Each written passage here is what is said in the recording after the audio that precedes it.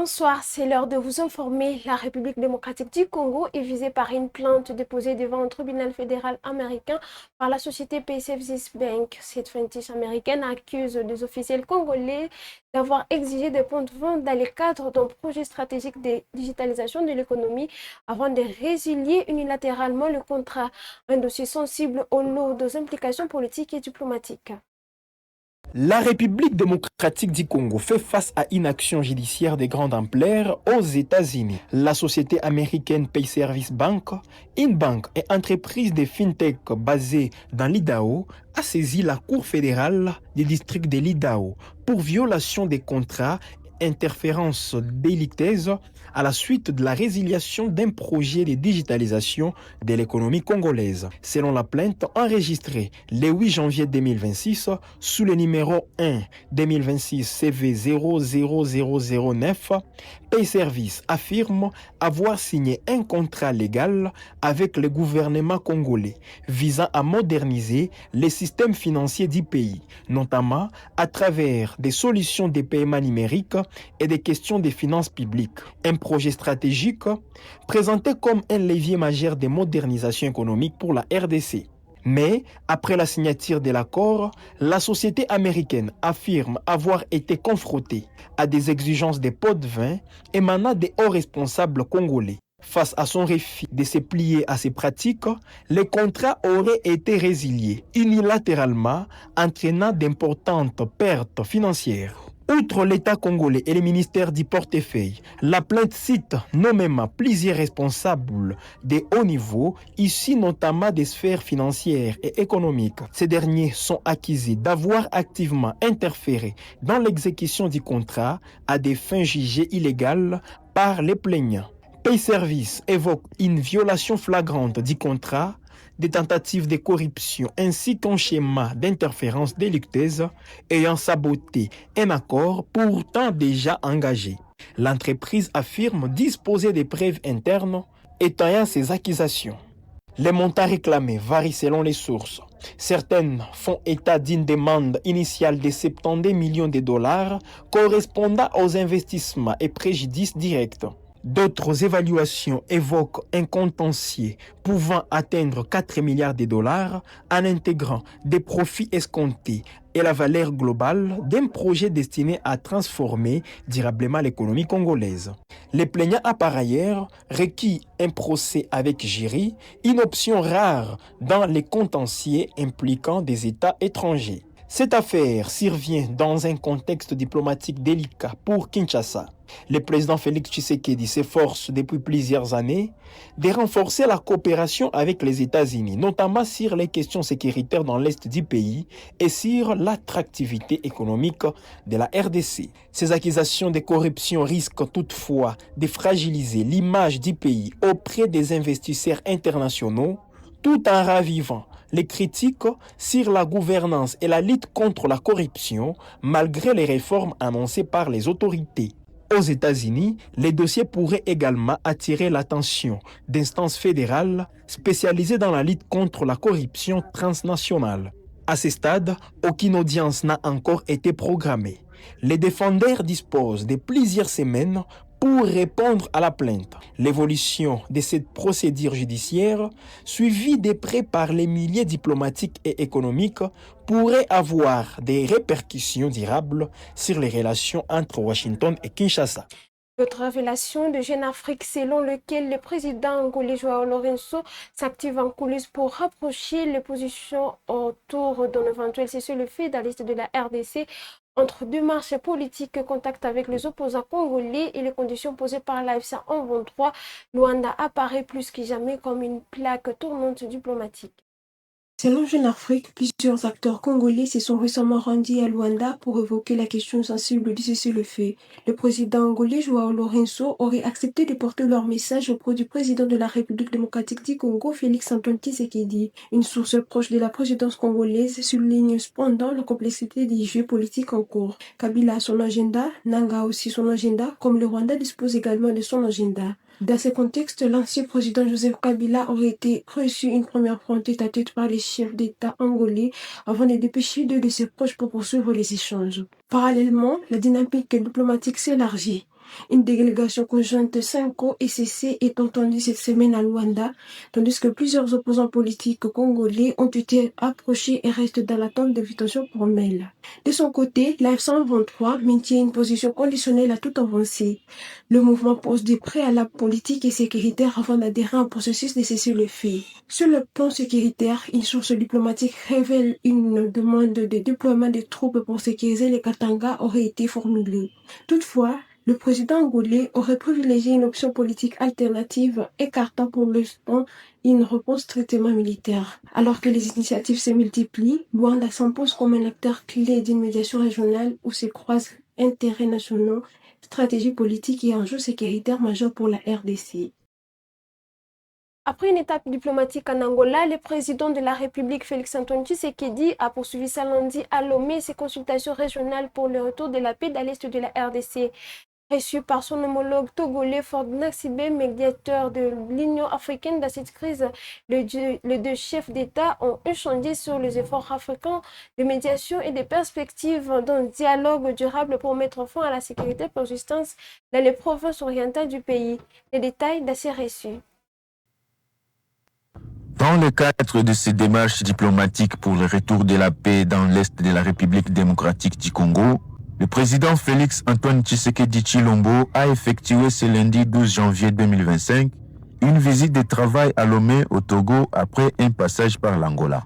Invité par le président togolais Faure Essosima Gnassingbé, médiateur désigné de l'Union africaine dans les conflits à l'est de la RDC, le chef de l'État congolais a pris part à une séance de travail axée sur les initiatives africaines de paix et de stabilisation dans cette partie du pays, confrontée depuis plusieurs années à une insécurité persistante. Les échanges ont permis d'examiner l'état d'avancement des mécanismes régionaux de médiation, d'évaluer les efforts déjà engagés et d'explorer les options susceptibles de relancer un processus de dialogue crédible et durable. Les deux dirigeants ont souligné l'importance d'une coordination étroite entre les États de la région et les institutions continentales pour faire face aux défis sécuritaires dans l'Est congolais. À cette occasion, le président Tshisekedi a insisté sur la nécessité d'un engagement renforcé des partenaires africains afin de mettre un terme aux violences armées qui continuent d'affecter les populations civiles. Il a également réaffirmé la détermination de la RDC à œuvrer par la voie diplomatique à la restauration de la paix et de l'autorité de l'État. Cette étape togolaise s'inscrit dans une dynamique diplomatique soutenue menée par les chefs de l'État congolais qui multiplient les consultations régionales pour mobiliser une réponse africaine concertée face à la crise sécuritaire dans l'est du pays. Pour Kinshasa comme pour Lomé, l'objectif demeure inchangé: faire progresser les efforts de paix, soulager les populations affectées par les conflits armés et contribuer à la stabilité durable de la région des Grands Lacs. Renforcement de la bonne gouvernance en République démocratique du Congo, le ministre de la Justice et garde des Sceaux, Guillaume Gueffa, s'est entretenu hier lundi avec les représentants des Fonds monétaires internationaux René Tapsoba. Au cœur des échanges, les réformes pour lutter contre la corruption, assainir le climat des affaires et consolider l'état des droits. À l'issue de l'audience, le FMI a réaffirmé son appui à la finalisation de la loi anticorruption ainsi qu'à la mise en place de la Cour pénale économique et financière. Suivez. Nous avons été reçus par le ministre d'État en charge de la justice pour déjà entendre ses priorités stratégiques en matière d'amélioration de la gouvernance, de promotion de la transparence et de lutte contre la corruption, et aussi pour faire le point de la mise en œuvre des engagements du gouvernement dans le cadre du programme du gouvernement que le FMI soutient, surtout par rapport à tout ce qui concerne l'amélioration de la gouvernance, la lutte contre la corruption et l'amélioration de l'environnement des affaires. Bon, nous, on a été très encouragés par les engagements fermes pris par le ministre d'État, notamment par rapport à l'accélération des réformes engagées dans le cadre du programme, dont notamment la soumission bientôt d'une loi anticorruption, ainsi que d'une loi portant sur la lutte contre les conflits d'intérêts. Et particulièrement, on est aussi très encouragé par la finalisation bientôt du projet de loi portant sur la création l'organisation et le fonctionnement du tribunal pénal économique et financier, qui est un engagement majeur dans le cadre du programme du gouvernement que le FMI soutient. Le FMI reste très disposé à accompagner le ministère de la Justice par rapport à l'opérationnalisation de tous ces projets de loi, y compris notamment en termes de renforcement de capacités, de revue qualité des différents projets de loi et aussi de partage d'expériences, de comment est-ce que les meilleures pratiques sur toutes ces questions sont observées dans les pays que nos experts couvrent. À Goma, plus de 800 notables issus de territoires dits libérés, Rutshuru, Lubero, Nyiragongo, Masisi et une partie de Walikale ont pris part hier, lundi 12 janvier, à une rencontre avec les dirigeants de l'AFC M23. Les échanges se sont tenus au musée des Himbi. Suivez ces reportages de la cellule de communication du gouvernorat. L'AFC M23 avance et ne reculera point. Le coordonnateur politique de l'AFC M23 lance un appel à tous les autres notables se trouvant à l'extérieur du pays de revenir dans leur territoire et villes où la sécurité est une réalité. Usalama tumepata, ce n'est pas gratuitement. Alors, usalama tunapata iko na bei. La paix a un prix. Cette paix-là, il faut la consolider.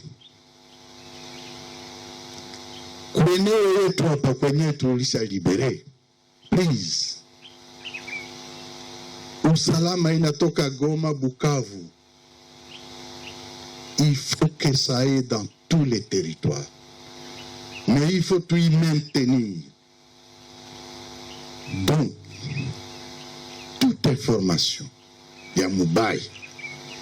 Toute information, yenye tatingiza hiyo usalama, sisi wote tutumike pour consolider cette paix.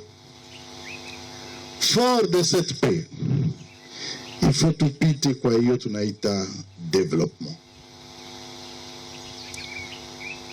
Et c'est là que vient votre grand rôle. Congo itajengwa na sisi wenyewe. Développement ni sisi wenyewe. Et c'est le moment des opportunités. Le coordonnateur militaire de l'AFC M23 et chef d'état-major de l'armée révolutionnaire congolaise, le général-major Sultani Makenga, a pour sa part appelé la population au vivre ensemble. Le tribalisme, l'exclusion est une arme utilisée par Félix Tshisekedi pour diviser les Congolais, loin de reconstruire le pays, a-t-il martelé. Kwa kukumbusha kwamba mambo yote ili wezekane ni kuanzia kusekirite ambayo nafa muda mrefu. Au Burundi, depuis l'ouverture du site de réfugiés congolais de Bousouma le 9 décembre 2025, l'Afrique ne cesse de s'intensifier. Plus de 67 000 réfugiés y sont déjà enregistrés selon l'Office national de protection des réfugiés apatrides de l'ONEPRA. Le site a également enregistré 127 naissances et 37 décès, illustrant l'ampleur de la crise humanitaire. Jean-Claude Mpouawirimana de l'ONEPRA livre de détails de ses propos. Nous sommes sur un site d'à peu près 110 hectares avec une capacité d'accueil de 20 000 réfugiés, mais qui malheureusement abrite actuellement plus de 67 000. Le gouvernement burundais aussi a consenti des efforts quand il a lancé le plan de réponse sur la mobilisation en relation des fonds. Le plan de réponse pour la mobilisation des fonds appartenait avec l'OAC et les autres bailleurs. Mais aussi, il assure l'encadrement et la sécurité du site. À partir du 9 décembre 2025, on a jusqu'ici accueilli 67 198 réfugiés et qui sont répartis dans 78 quartiers. Et depuis lors, nous avons déjà enregistré 127 naissances et 35 décès. au total.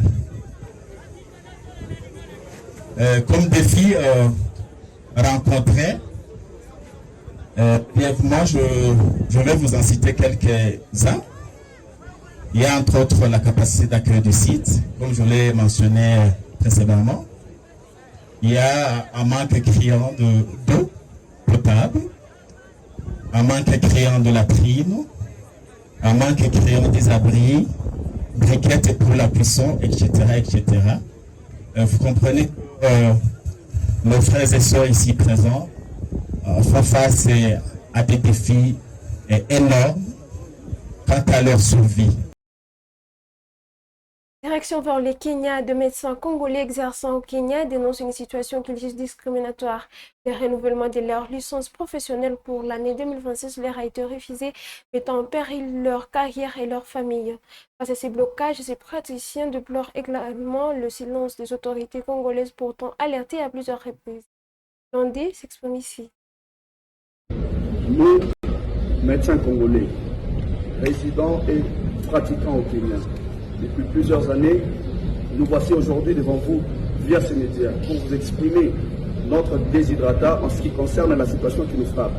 Nous sommes ici en train de plaider une cause noble, laquelle cause fait ressortir la discrimination criante que le peuple congolais est en train de subir sur un sol étranger. Cette situation fait preuve d'une précarité qui frappe nos familles, en ce sens que nous sommes refusés de renouveler nos licences de l'année 2026 et que nous ne serons pas à mesure de pratiquer à quelques endroits qu'il faut. Mais ici, en tant que membre des États d'Afrique de l'Est, nous en appelons à nos autorités de faire d'urgence parce que, jusqu'à preuve du contraire, il n'y a aucune autorité, on va le dire bien, aucune autorité du pays, même au niveau de l'ambassade sur place, qui nous a approchés pour nous dire quelque chose en ce qui concerne la situation. Bien que le message a été passé clairement sur différents médias, même au niveau du pays. Voilà pourquoi aujourd'hui, nous nous tenons devant vous pour vous dire, le peuple kenyan nous a acceptés et nous avons rendu bon service. Jusqu'à preuve du contraire, aucun médecin congolais n'a été poursuivi pour quelque chose de mal qu'il a à commettre sur ces sols kenyans. Et c'est la fin de cette édition d'actualité. Mesdames et messieurs, merci de l'avoir suivi. N'oubliez pas surtout de vous connecter à cette page tous les jours pour plus d'actualité. Likez, partagez, mais aussi commentez. À tous et à toutes. À très bientôt.